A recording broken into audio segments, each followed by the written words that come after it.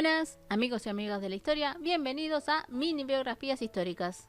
En este video les voy a hablar de la vida de un monarca borbón español, considerado uno de los mejores, que introdujo importantes reformas, que quiso muchísimo a su esposa, que tuvo un importante impacto en la política exterior en la época de la independencia de las colonias norteamericanas, asentando un gran precedente para las futuras colonias españolas, y que reestructuraría la ciudad de Madrid, haciendo que luego fuera la capital de España. Me refiero a Carlos III, y este video es a pedido de Sara Pérez Gazul. Carlos Sebastián de Borbón y de Farnesio nació el 20 de enero de 1716 en el Palacio Real Alcázar de Madrid. Sus padres fueron el rey Felipe V y su segunda esposa Isabel de Farnesio. Carlos era el primogénito de los 7 hijos de la pareja. Sus hermanos fueron el infante Francisco, que nació en 1717, pero que solo vivió un mes, Mariana Victoria en 1718, Felipe en 1720, María Teresa Antonia Rafaela en 1726, Luis Antonio Jaime en 1727 y María Antonia Fernanda en 1729. Aparte, por el primer matrimonio de su padre, tenía 3 medios hermanos, Luis, Felipe Pedro Gabriel y Fernando. Carlos, junto a sus hermanos y hermanas, prácticamente no tenían contacto con sus medios hermanos, alentado sobre todo por su madre Isabel, que no quería saber nada de sus hijastros. Al momento de su nacimiento, la verdad no se vislumbraba que Carlos pudiera alguna vez convertirse en rey de España, ya que era el cuarto en la línea sucesoria. Pero bueno, el destino así lo decidió. Mientras tanto, su madre manejaba a su esposo como quería. Ella siempre quiso volver a conquistar los ducados y reino de Italia que alguna vez pertenecieron a las familias Farnesio, y con la clara intención de entregárselos a sus hijos. Carlos se convertiría en un muchacho rubio y pálido, con la nariz característica de los Borbones, considerado poco agraciado, tímido, callado y obediente, pero alegre y muy inteligente, astuto, un gran estratega, amante de las artes y la caza, y le encantaba hacer actividad física, ya que pensaba que así no sufriría los problemas mentales de su padre. Como la intención de su madre era que Carlos en algún momento tuviera posesiones en la zona italiana, aparte de su ya tiempo de aprendizaje del francés y el castellano, también aprendería lombardo, napolitano y florentino, haciendo que prácticamente toda su niñez fuera para el estudio, sin casi nada de tiempo libre. Su medio hermano Felipe Pedro Gabriel moriría en 1719, quedando Carlos III en la línea sucesoria. En 1720, a Carlos se lo reconoce como heredero de los ducados italianos de Parma y Piacenza, ya que el hijo del duque de Parma, Antonio, todavía no tenía herederos. En 1721, su padre arregla junto con el regente francés, el duque de Orleans, 3 matrimonios, para afianzar la relación entre España y Francia. Luis XV de Francia se casaría con Mariana Victoria, su medio hermano Luis con Luisa Isabel de Orleans y Carlos con Felipe Isabel Carlota de Orleans. Luego, Felipe Isabel parte hacia España, donde es recibida por los reyes y por el niño Carlos, mientras su hermana se casaría con Luis. En 1724, de repente, Felipe V abdicaría, porque no estaba en su sano juicio, siendo su medio hermano Luis nombrado como Luis I de España. Pero 7 meses después, Luis moriría de viruela, y su padre sería de nuevo rey gracias a la intervención de su madre Isabel. Para 1725, las relaciones entre Francia y España no estaban para nada bien. La esposa de Luis I fue devuelta a Francia porque supuestamente no se consumó el matrimonio, y Luis XV, ya gobernando por su cuenta, decide romper el compromiso con Mariana Victoria. Entonces, los reyes españoles deciden romper el compromiso de Carlos con Felipe Isabel. Ambos se querían mucho y les dolió el tener que separarse. De hecho, Carlos se mantuvo fiel a Felipa, pensando que algún día estarían juntos. Incluso este se había guardado un anillo que Felipa le había obsequiado. Pero la madre de Carlos, buscando una esposa para él, mira para el lado del Sacro Imperio Romano. Esta le propone al emperador Carlos VI una unión entre Carlos y su hija y heredera, la archiduquesa María Teresa, que quedaría sellado con el Tratado de Viena, entre otras cosas más. Gran Bretaña, Francia y Prusia en principio, y luego otros países, vieron peligroso el Tratado de Viena y firman el Tratado de Hannover, y en 1727 se da la guerra anglo-española, por lo que los planes de matrimonio se posponen y se cancela con el Tratado de Sevilla en 1729. Pero se vuelve a ratificar a Carlos como heredero del Ducado de Parma y Piacenza, aunque fuera por la fuerza. En febrero de 1731 muere el duque Antonio sin nombrar heredero porque supuestamente su esposa, Enriqueta de Este, decía estar embarazada. Isabel de Farnesio no creía que lo estuviera y se mandaron bastantes médicos que corroboraron que Enriqueta no estaba encinta. Así es como a los 15 años Carlos parte hacia Livorno, siendo nombrado Carlos I de Parma y Piacenza, pero todavía era menor de edad, así que la regencia la tuvo su abuela materna, Dorotea Sofía de Neoburgo. En ese momento, reaparece su amada, entonces la duquesa de Orleans, envió a un diplomático para charlar con Carlos y él, por supuesto, que quería casarse con Felipa y pidió la mano, pero se fue atrasando. Para enero de 1734, Carlos tenía 18 años y ya gobernaba por su cuenta. Su padre también lo nombró comandante de todas las fuerzas españolas en Italia. Y en febrero, Felipe V decide conquistar el reino de Nápoles, así que Carlos, como comandante, estaba a cargo de esa tarea. El reino de Nápoles, en ese momento, estaba bajo la autoridad austríaca con un virrey que no era para nada querido por la población. Carlos no podría casarse con Felipa porque ésta muere de viruela a los 19 años en mayo de 1734. Y en realidad, el pueblo napolitano esperaba que Felipe V le entregara el reino a Carlos, ya que gobernaba en tierras italianas.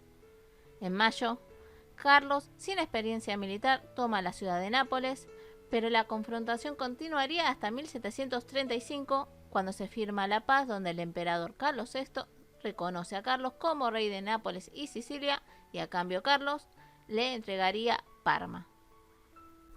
Luego de que Carlos fuera coronado como Carlos VII de Nápoles y V de Sicilia, su madre Isabel volvió a la tarea de buscarle una esposa.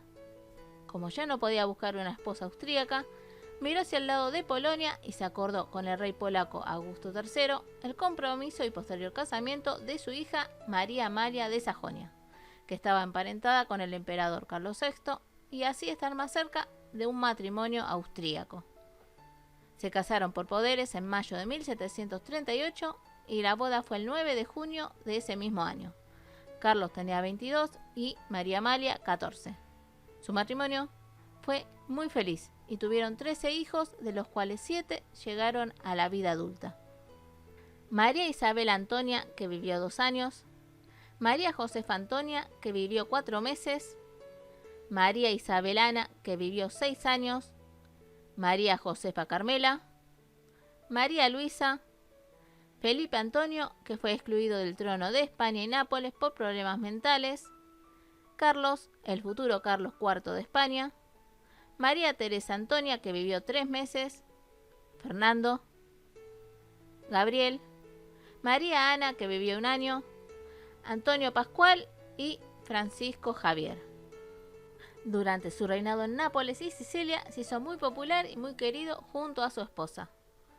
Intentó reformar y modernizar el reino a lo que era Versalles y trató de dotar a Nápoles a lo más parecido a una corte. Mejoró las edificaciones públicas como el Hospicio o Real Albergo dei Poveri y el Palacio Virreinal. Otra de sus atribuciones son el Palacio Real de Caserta y el Teatro de San Carlos. También se había dado permiso a los judíos para que volviesen para reactivar la economía, ya que habían sido expulsados por Carlos I de España, pero el pueblo y la iglesia se opusieron. También se trató de introducir la Inquisición, pero por suerte el pueblo se opuso rotundamente. Una de las cosas más importantes es que Carlos ordenó la excavación de las ciudades de Pompeya, Herculano, Oplontis y las villas estavianas, que fueron arrasadas por el volcán del monte Vesubio en el 79 después de Cristo.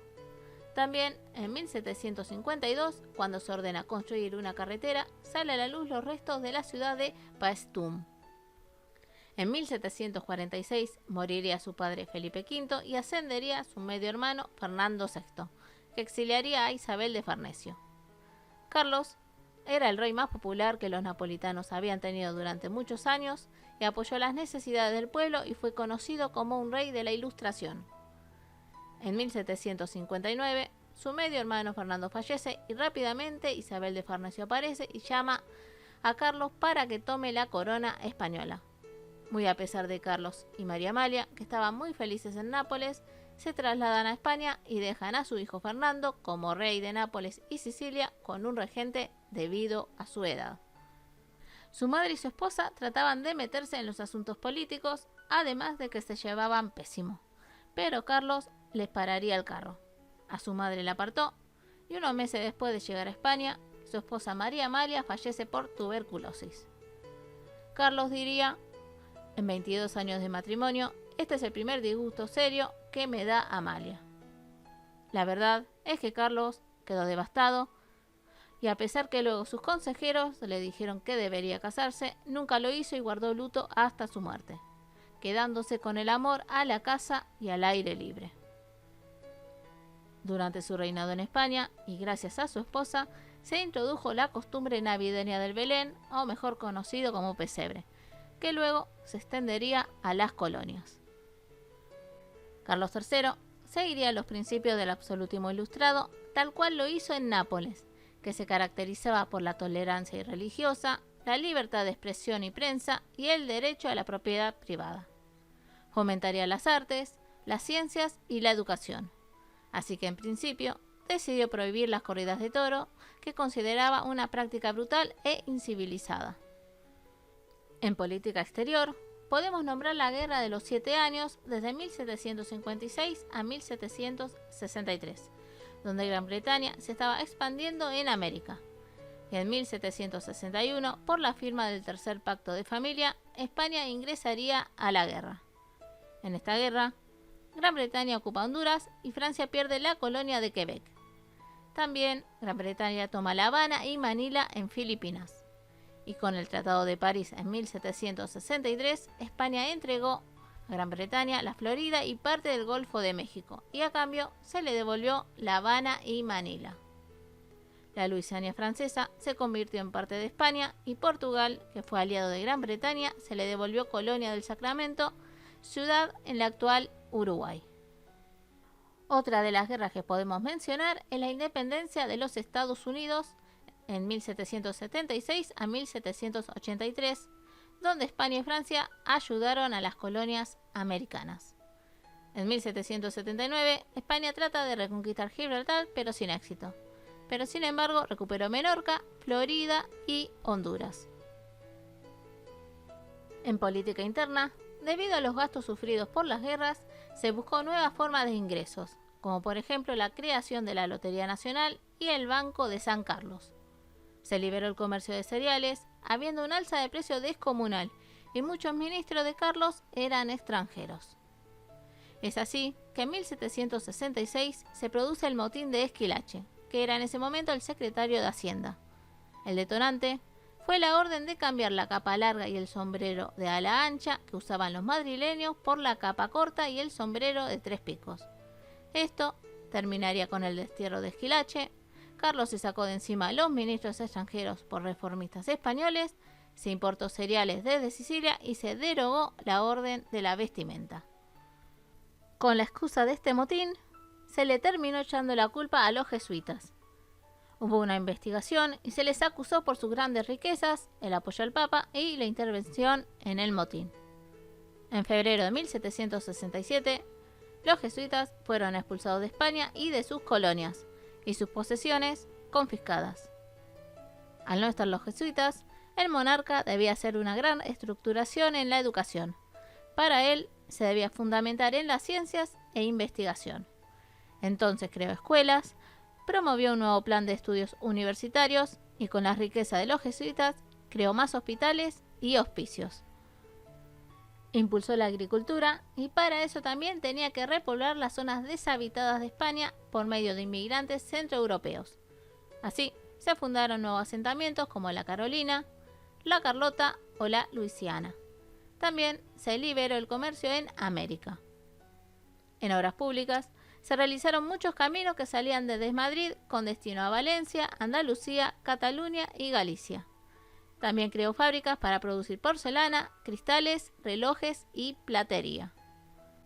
Madrid fue el epicentro de casi todas las obras públicas, lo que haría esta ciudad la capital de España.